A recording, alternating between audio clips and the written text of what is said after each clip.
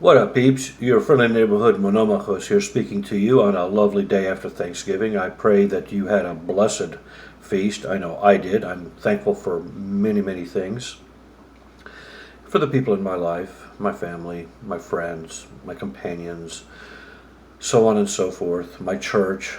There's just a lot of things I think we should all take stock of and just be thankful. And if you don't think you have anything to be thankful for, in reality, you do. Just meditate on it, pray about it, and it'll probably come to you.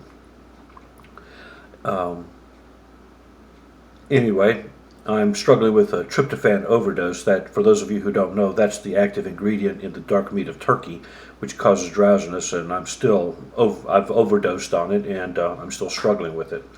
Anyway, I do want to talk today about something I'm not thankful for, and that is hypocrisy in diplomacy and our media obsessions with Russia.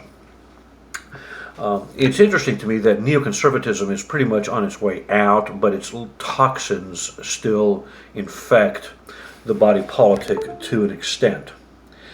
And I'd like to speak specifically about this. There's an excellent article that I just ran across called "On Point: Russia's Pinprick War in Ukraine Has Global Implications." It's written by Austin Bay, who, all things being equal, is, I think, a pretty good guy. I still think, I guess my neo-isolationism, my non-interventionism gets the best of me at times, and if I see people in regard to a continuum based on isolationism versus complete integrationism with the global community. I'm definitely more on the isolationist side. Anyway, so let me read the first paragraph, and I'll link the article below so you can read it for yourself. And you can take away from it from what you will, but there are three glaring mistakes in it, or hypocrisies, or things that are just plain wrong, excuse me. Let me read the first paragraph just so you can get a tenor. Russia's relentless and corrosive war in eastern Ukraine's Donbass region continues. To the media-savvy Kremlin's delight, its dirty little war of pinprick savagery has managed to sink below major media headline radar. Okay, now he goes into detail about the altercations that have happened between the separatists and the Ukrainian regulars. So it's a back and forth thing. It's kind of a low-level simmering thing. I want to point out why Crimea, before I go into the three things, I want to point out why Crimea is so important to Russia. Okay, the Donbass isn't the only front that could escalate. There's the Sea of Azov. Is that geography too obscure? The geography you don't know could still kill you when a nuclear power is involved, and Russia is still a nuclear power. Notice that, still a nuclear power. That's like, maybe there won't be in the future. We got to do something about that. There's that implication. Okay, the Sea of Azov is a nook of the Black Sea lurking east and north of the Crimean Peninsula. You can get a map and look at it yourself. The peninsula Russia invaded and annexed in 2014. Okay, first mistake. Russia annexed it, but it didn't invade it. There was no invasion of the Crimea by Russian regulars, irregulars, Spetsnaz, whatever. It was annexed. The people overwhelmingly voted to secede from Ukraine. So that's the first little dig. It's not a dig, it's a misstatement of fact. Okay,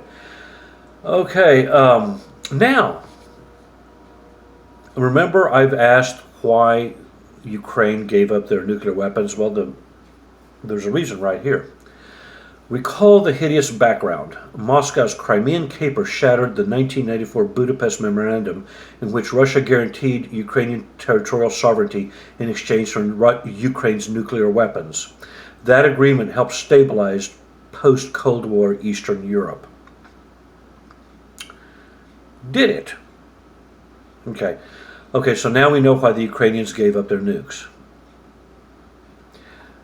What's left unsaid here, though, is that President Bush, 41, gave the Russians assurances that NATO would not expand its frontier into Poland and Hungary and Bulgaria and Romania in exchange for the fall of the Soviet Union. I realize two wrongs don't make a right, but we're talking about some mean hombres here. And just because we smile when we say things doesn't mean that what we do isn't lethal. The Russians feel betrayed. They were betrayed. The difference is they at least have denuclearized Ukraine, so they weren't being played for chumps. Okay, so that's number two.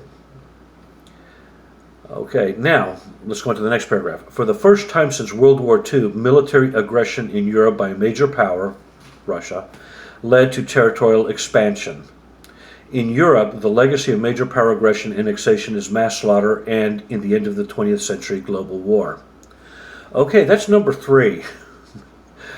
Austin's smarter than this.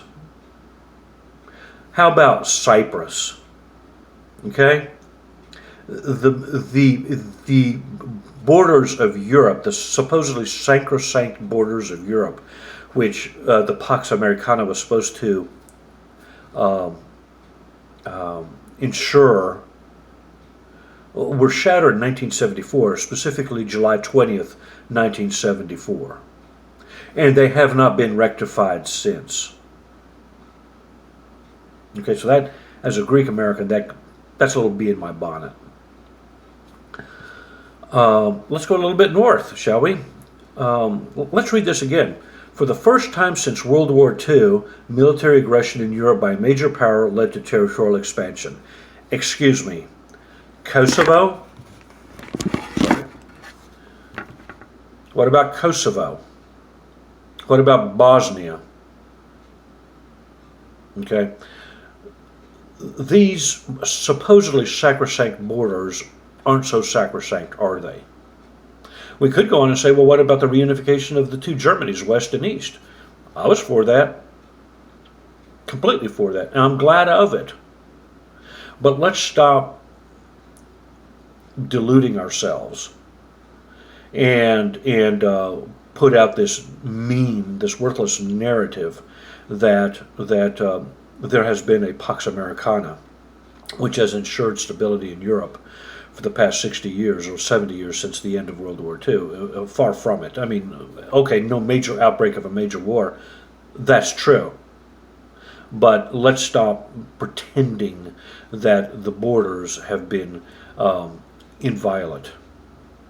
Okay? That's not true. Okay. Okay. So he ends this more or less. This is why the people on this planet who are seriously interested in securing peace cannot ignore Russia's 21st century pinprick war in the Donbass. And I'll finish it up here. In the last few months, the Kremlin has closed the Kerch Strait, which connects the Sea of Azov to the Black Sea. As a result, the Ukrainian seaports of Berdyansk and Mariupol are blockaded. Denying commercial shipping access to these ports is an economic attack on Ukraine. Like the pinprick attacks in the Donbass, the blockade drains Ukraine. Since 2016, the Donbass front line has barely moved. Russia's utter disregard for the Budapest Memorandum thoroughly rejected nuclear disarmament advocates who argue that multilateral treaties provide security. It is high time NATO made certain Russia's pinprick war in the Donbass ends in defeat. This is not good, folks. Let's hope that there are cooler heads prevailing and they're going to ignore this.